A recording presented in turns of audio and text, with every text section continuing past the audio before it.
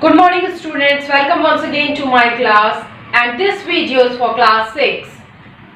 After half yearly, this is our first chapter that will continue.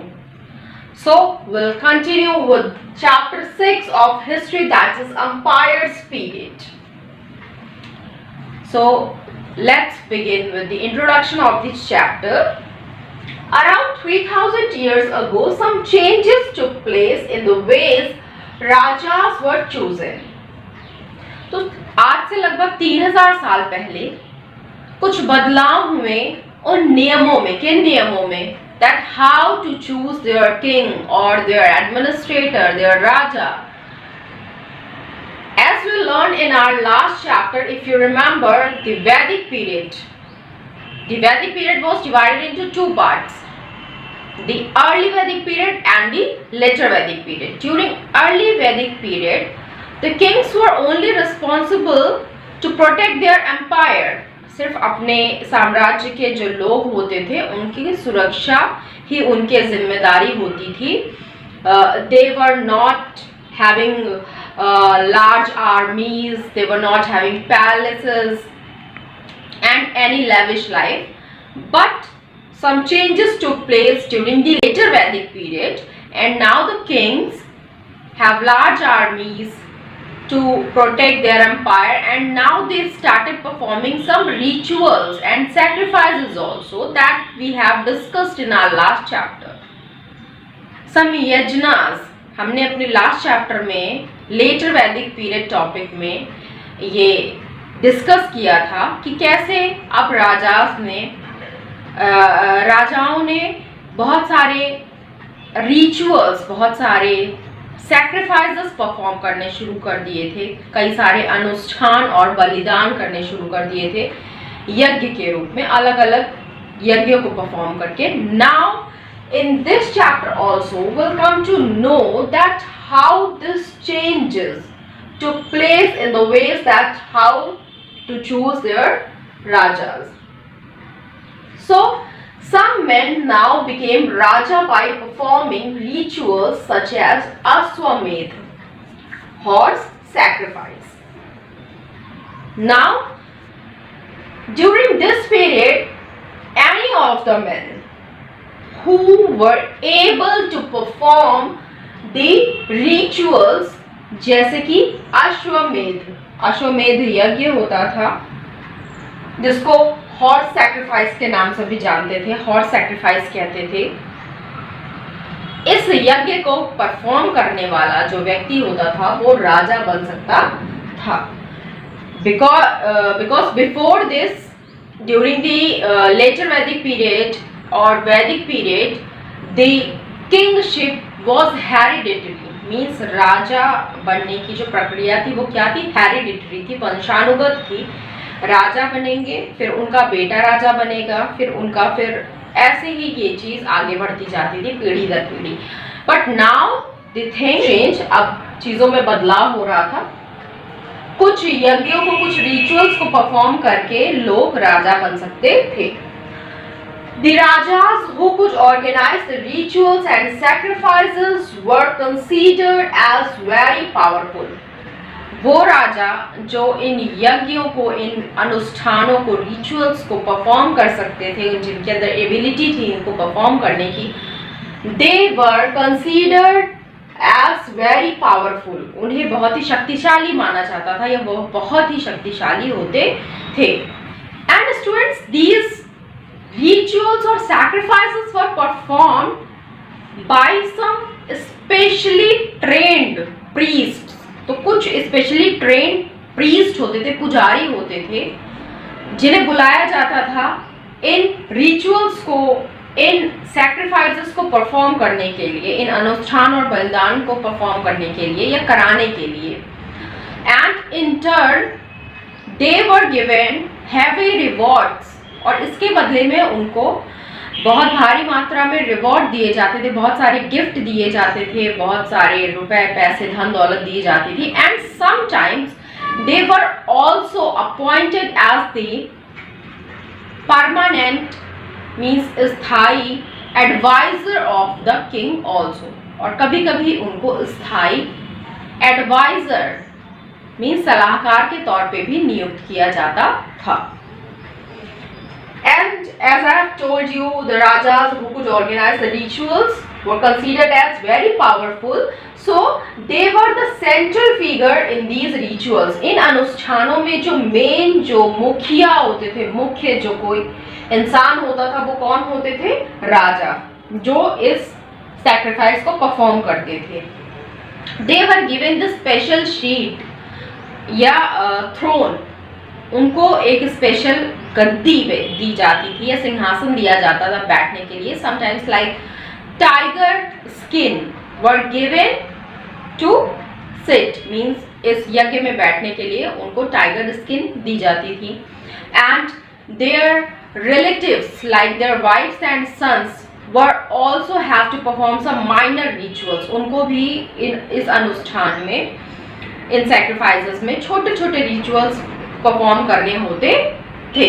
And the priests were called to perform these rituals also, including the sprinkling of sacred water also, means जो पवित्र जल होता है उसको भी छिड़कते थे. And one group was excluded from these rituals, जैसे कि Shudras were not allowed to take part in these rituals और सैक्रिफाइसेस. शूद्रास को इन रिचुअल्स या सैक्रिफाइसेस से बाहर रखा जाता था. उनको इन रिचुअल्स, इन अनुष्ठान और बलिदानों में आने की अनुमति नहीं होती थी. Now our first topic of this chapter is janapads. So around 2500 years ago, the iron tools and their implements were extensively used. Means आज से 2500 साल पहले आयरन के टूल्स जो थे उनका इस्तेमाल बढ़ गया टू क्लियर द फॉरेस्ट. किस चीज के लिए? जंगलों को काटने के लिए. Because stone tools were not capable to cut the forest. Means जंगलों को काटने के लिए स्टोन टूल्स कैपेबल नहीं थे. इसलिए आयरन टूल्स के आने के बाद जंगलों को आसानी से काटा जाने लगा. And bring more land under cultivation. And by the forest were clear और cut to bring more land under cultivation. Because now the population was increasing day by day. लगातार जनसंख्या बढ़ रही थी लोगों की, इसलिए उनको कल्टिवेशन, खेती करने की जरूरत थी. और जंगलों को काट के वो ज्यादा से ज्यादा लैंड कल्टीवेशन के लिए, खेती करने के लिए इस्तेमाल कर सकते थे. And now they started doing this. अभी उन्होंने ये करना शुरू कर दिया था. And in eastern Uttar Pradesh and western Bihar, with the development of iron tools in the agriculture, now people were able to produce more food. And now they started trade with other states also, and this led to the growth of town and cities called जनपद. तो अब जब iron tools आ गए थे तो उससे वो ज्यादा प्रोड्यूस कर पा रहे थे, जिसको अब वो बेच सकते थे, ट्रेड कर सकते थे, उसका व्यापार कर सकते थे. और इसी चीज ने किस चीज को ग्रोथ दी? टाउन और सिटीज को, कस्बों को और शहरों को. और इन्हीं टाउन्स और सिटीज को हम किस नाम से जानते हैं? जनपद. क्या कहते थे उस समय में? जनपद. The towns and cities were called जनपद. नाउ व्हाट इज जनपद? द वर्ड जनपद लिटरली मीन्स द लैंड. जनपद शब्द का लिटरली मीनिंग क्या होता है? मीन्स लैंड, वो जमीन. वेयर द जन set it's foot. Janam means people set its foot and settled down. जहाँ पे लोगों ने अपना कदम रखा और वहीं पे वो बस गए, सेटल्ड हो गए. That place or land were known as Janapad. By the 6th century BCE, there were approximately 22 different Janapads. 6th century तक लगभग कितने जनपद थे? 22 अलग अलग towns and cities were there. The rajas that performed these big sacrifices were now recognized as rajas or janpads instead of janas. So the rajas that performed these big sacrifices were now recognized. उनको क्या माना जाता था? राजा माना जाता था जो ये सारे रिचुअल्स और सैक्रिफाइसेस परफॉर्म करते थे instead of Janas. Janas means people, वहाँ के जो लोग होते थे उनकी जगह पे वो इंसान जो इन अनुष्ठान और बलिदानों को कर पाता था उन्हें उसे ही राजा माना जाता था. A number of settlements have been excavated in these janapads. इन जनपद्स में कई सारे खुदाई के दौरान कई सारे सिटीज और टाउन्स पाए गए, such as पुराना किला दिल्ली, हस्तिनापुर मेरठ एंड अतरंजी खेर एडा. People lived in huts and kept cattle as well as other animals in these settlements. तो इन settlements में लोग झोपड़ों में रहते थे, huts में रहते थे और वो पशुपालन भी करते थे. They also grew different types of crops such as rice, barley, wheat, pulses, sugarcane, sesame and mustard also.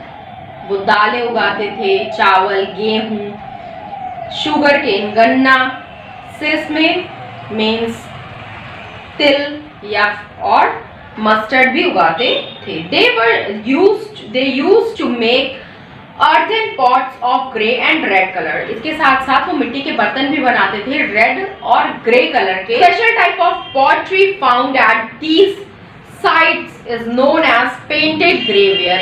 एक स्पेशल तरह की पॉटरी यहाँ पे पाई गई जिसको हम पेंटेड ग्रेवेयर के नाम से जानते हैं. Most common vessels made out of painted grey ware were plates and bowls. जो बड़े कॉमन तरह के बर्तन थे उनमें क्या था? Plates and bowls. were grey pots with painted design of usually simple lines and geometric patterns. These were fine to touch with a nice smooth surface. ये जो ग्रेवेयर बर्तन थे ये कैसे थे? इन पे ज्योमेट्रिकल डिजाइन्स भी बने रहते थे, साथ में ये बड़े ही स्मूथ और टच करने में बहुत ही फाइन पॉटरी थी. Perhaps they were used on special occasions to serve special food.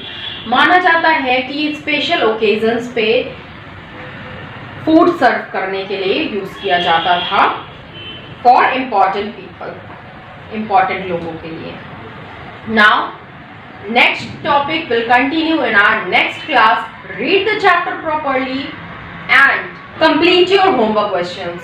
If you will not read the chapter, you will not be able to learn the question answers or the chapter properly. So read the chapter and complete your question answers. Thank you class.